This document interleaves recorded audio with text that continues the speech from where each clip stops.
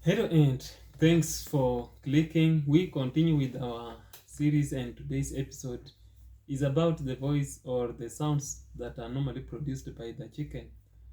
And we have several of them, but before that, let's look at some of the reasons as to why chicken normally produces these sounds. The first one is because of specialization. You have uh, like a rooster. A rooster is normally specialized in producing several of these sounds. The other reason is because of communication. Uh, as social animals, chicken had to adopt a way of communicating just like any other animals. And then finally, chicken produces sounds to express emotions. Chicken would produce a certain sound to indicate the situation that it is undergoing at that particular time. So sit back, relax, and enjoy the chicken sounds as we embark on a journey into the heart of the Luyia culture. That said, let's get started. And we start with the smallest chicken, the baby chicken, which is a chick. A chick is called siminyui, and the sound it produces is called hutwila.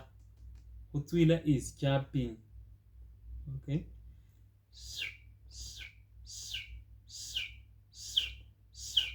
That is hutwila. And the word hutwila also influenced a name among the Luyia people. And this name is Sitwila, Shitwila, or Otwila. And the most prominent person using this name is former Kenyan Attorney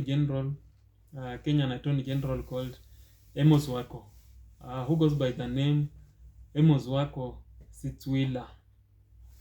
The second one is Hukwekwera. Hukwekwera. Squawking.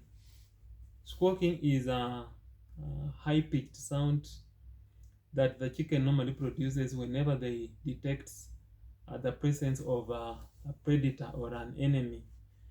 Quack, quack, quack, quack, quack, quack, quack, quack. Quack, quack, quack, quack, quack, quack, quack, quack, quack, quack. That is squawking. The third one is hotekera.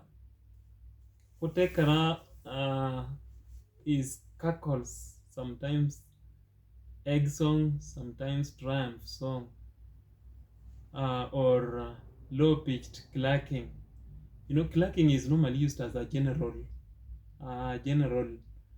name for sounds produced by the chicken, but we have several of the clacking sounds. We have low-pitched, medium, and high. Several of them. So this cackle sound is normally produced by a hen immediately after laying an egg. People normally joke that a hen only lays one egg, and it ensures the whole village knows, unlike the cow that will always remain silent even after producing several liters of milk. So the fourth one is hukekera. Hukekera is actually low-toned clacks. Hukekera and hukekera is like sometimes it's also called feeding call, like at home when food is prepared, children are normally called to come and eat. So the chicken also has got a way of calling their colleagues whenever there is food, and this normally happens between a hen and chicks, or a rooster and a hen. A hen can't call another hen for food, or a rooster can't call another rooster for food. And this sound normally goes like it.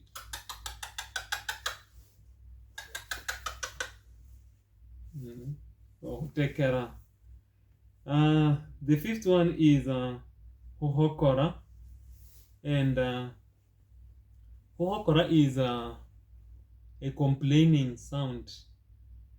Uh, Chicken normally produces this sound whenever it is being chased or is running away with food and being chased for the same, being chased for the food. The chicken that is the other chicken that is chasing it, it is chasing it to snatch it food. That is why it is complaining. And the sixth one is hohobamafuofo. Hohobamafuofo is a false mating sound. A false mating sound. You know, hen normally mates at an age of at least 6 months. But whenever the chicken produces this sound before 6 months, that is a false mating sound, and it is called hohobamafuofo. Ke ke ke ke ke ke ke ke ke ke ke. That is hohobamafuofo, and it is a false mating sound. And next one, which is seventh one, is hohekera. Now hohekera is the real sound that a hen normally produces in readiness for mating. This is at least the age of the hen is at an age of the age of 6 months, at least 6 months. Then finally have hoholioha, and hoholioha is crowing. Kokolioko, kokolioko, a rooster normally uh, crow to indicate or to assert dominance over the other one, or to mark the territory. Sometimes it is also said that it crows to indicate the time. Among the Luyia people, they say ohulakula vieha. Okay, ohulakula vieha. Ohulakula vieha is predicting the time, like the crowing that normally happens at 3 a.m., which normally awakes people that it is a daybreak. You people, you should put aside your blanket, or you should come out of your bed and go on with your daily works or business. So, ladies and gentlemen, that is it for this video, and let's meet in the next one.